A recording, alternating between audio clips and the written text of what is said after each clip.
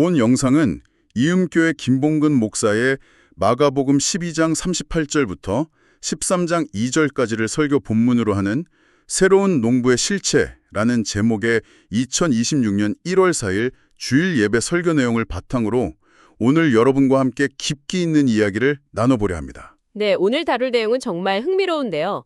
마가복음의 한 전환점에서 옛 포도원 농부들이 왜 실패했는지, 그리고 하나님께서 찾으시는 진짜 새로운 농부는 과연 누구인지 그 실체를 따라가 보는 여정입니다. 맞아요. 그리고 이게 단순히 옛날 이야기가 아니라 오늘을 사는 우리에게 던지는 질문이 굉장히 날카롭더라고요. 나는 과연 무너질 성전을 붙들고 있는 옛 농부일까? 아니면 예수님과 함께 새로운 포도원을 일구는 사람일까?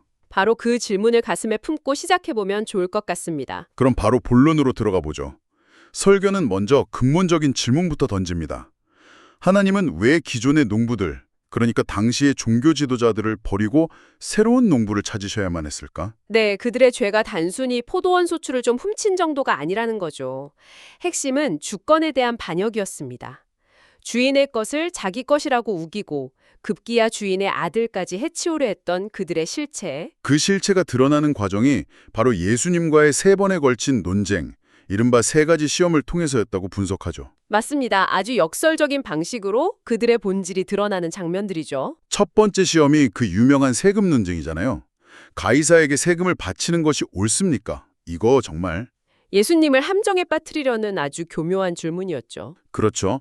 바치라고 하면 로마의 앞잡이가 되는 거고 바치지 말라고 하면 반역자가 되는 뭐랄까 외통수 같은 질문이었어요. 그런데 예수님의 답변, 가이사의 것은 가이사에게, 하나님의 것은 하나님께 바치라는 이 말씀에 대해서 오늘 우리가 다루는 이 해석은 굉장히 흥미로운 관점을 제시합니다. 네. 이게 단순히 지혜로운 답변을 넘어서서 그들의 위선을 그냥 정면으로 꿰뚫어버린 한 수였다는 거죠. 위선을 꿰뚫었다고요? 어떤 점에서 그렇죠? 그들은 입으로는 하나님의 포도원을 관리하는 농부라고 했잖아요. 네, 그렇죠. 그런데 정작 그 소출을 진짜 주인인 하나님이 아니라 세상 권력, 즉 가이사에게 바치고 있었다는 겁니다. 그들의 관심, 충성의 대상이 하나님이 아니라 세상의 힘, 세상의 인정이었다는 사실을 이 답변 하나로 폭로해버리셨다는 해석이에요. 아, 그러니까 누구에게 세금을 내느냐의 문제가 아니라 내 삶의 진짜 주인이 누구냐는 질문을 되돌려 주신 셈이군요.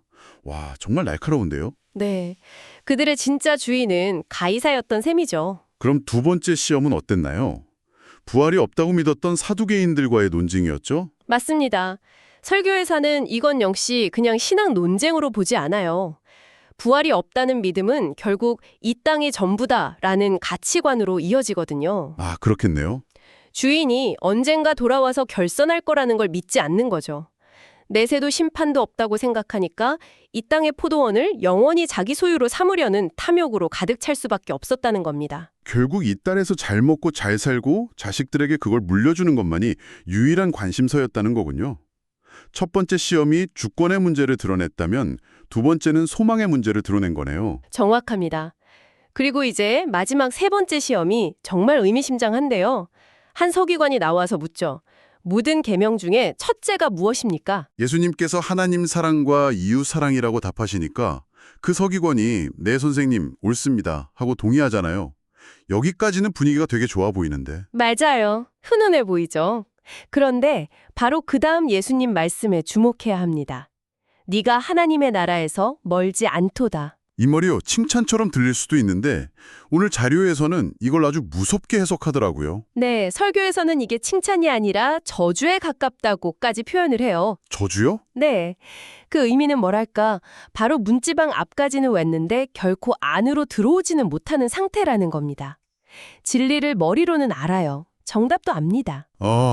하지만 그 알미 전혀 삶으로 이어지지 않는 상태, 오히려 그 지식을 이용해서 다른 사람을 판단하고 정죄하면서 자기 배를 불리는 그 위선적인 시스템의 일부가 되어버린 거죠. 그 상태를 정확히 지적하신 거라는 해석입니다. 와, 정말 섬뜩하네요.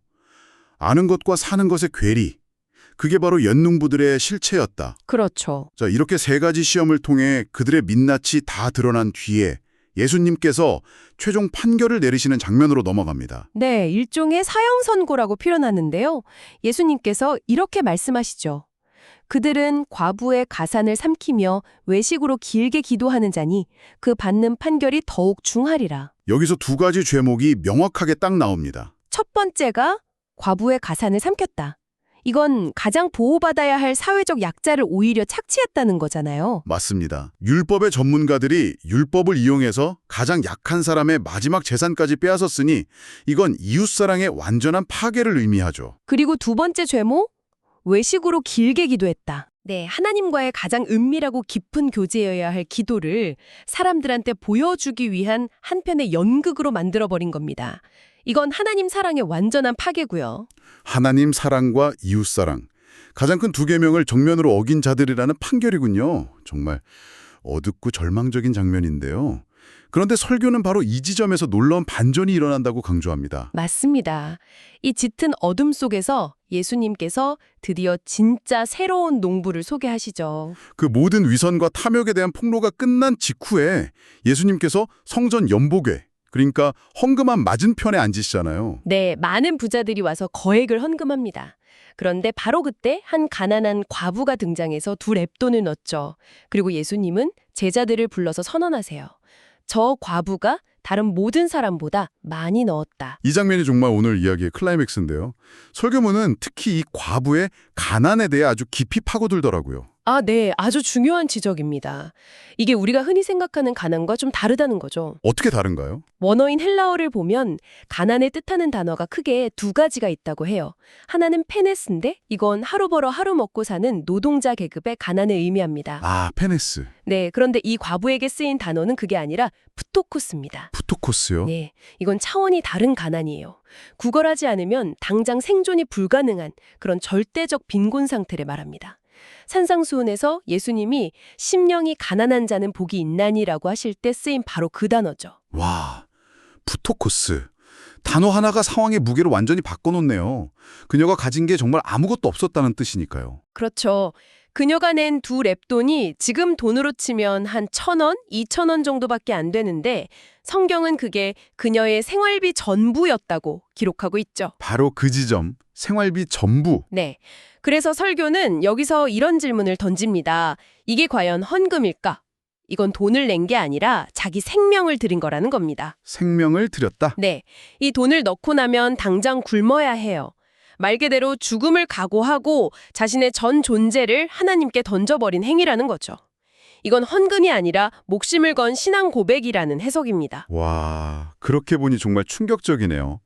그리고 더 놀라운 건 이 과부의 행위가 앞서 종교 지도자들이 전부 실패했던 그 세 가지 시험을 완벽하게 통과하는 답안지였다는 분석이었어요. 맞아요. 한번 연결해 볼까요? 첫째, 그녀는 가이사에게 바쳤나요? 하나님께 바쳤나요? 하나님께 바쳤죠. 그렇죠. 세상 권력의 논치를 보던 이들과 달리 그녀는 생명과도 같은 마지막 동전을 오직 하나님께 드렸습니다. 참된 주권이 누구에게 있는지 온몸으로 고백한 거죠. 둘째, 부활 논쟁. 이 땅의 소유에 집착했던 사두개인들과는 정반대네요. 완전히 반대죠. 생활비 전부를 드림으로써 이 땅의 안전장치를 스스로 끊어버렸으니까요.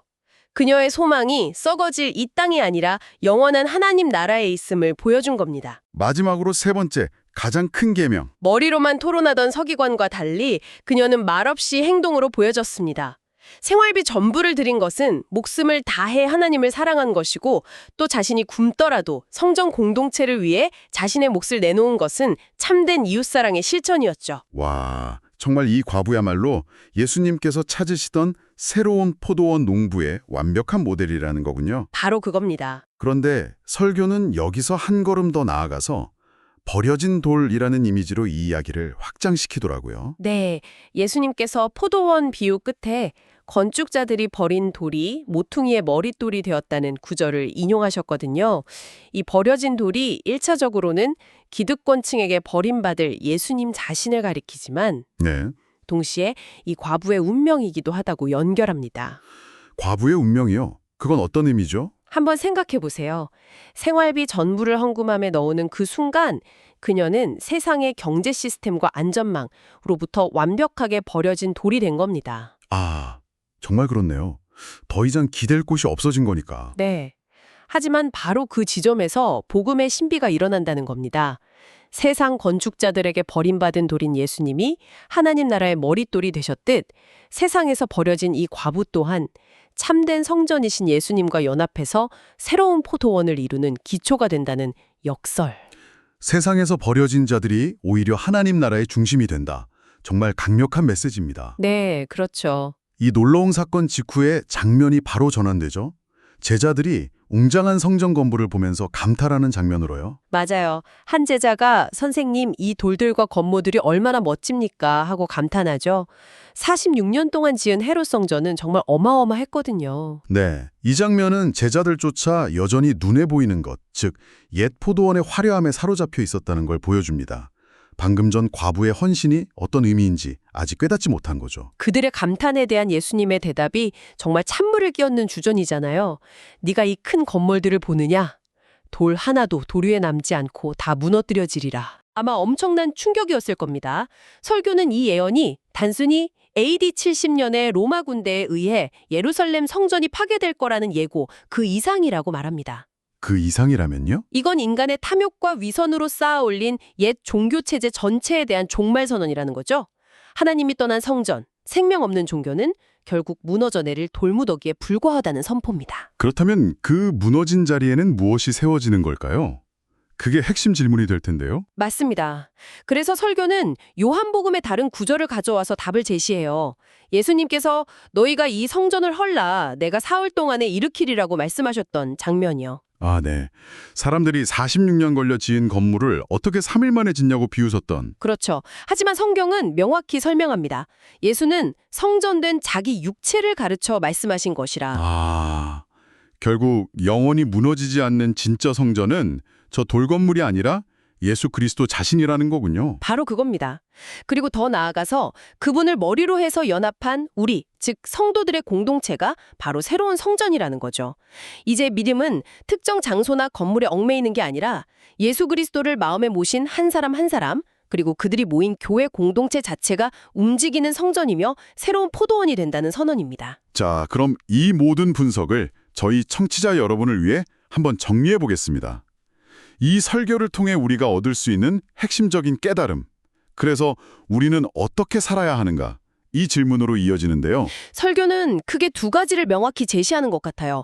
첫째는 옛 농부의 삶과 결별하라는 겁니다. 결별하라. 네, 세상의 화려함, 성공, 물질적 안정감처럼 결국 돌 하나도 돌 위에 남지 않고 무너질 것들에 미련을 두지 말라는 거죠. 핵심은 소유의 문제가 아니라 중심의 문제입니다. 세상 속에서 내가 가진 것이 없고 뭐랄까 좀 무시당하더라도 세상이 제공하는 안전장치가 하나도 없더라도 나의 진짜 생명은 하나님 한 곳만으로 충분하다는 그 믿음의 야성을 회복하자는 거죠. 믿음의 야성이라. 굉장히 인상적인 표현이네요.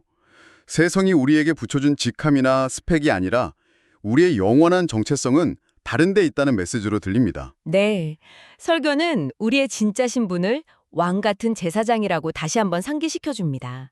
예수 그리스도를 통해서 이제는 두려움 없이 하나님을 섬기는 존재가 되었다는 거죠. 그럼 마지막으로 이 깊은 탐구를 마친 청취자 여러분께서 한 주간 곱씹어 볼 만한 질문을 던져주시면서 마무리하면 좋겠습니다. 네, 이 설교는 우리에게 하나의 도전장을 내미는 것 같습니다.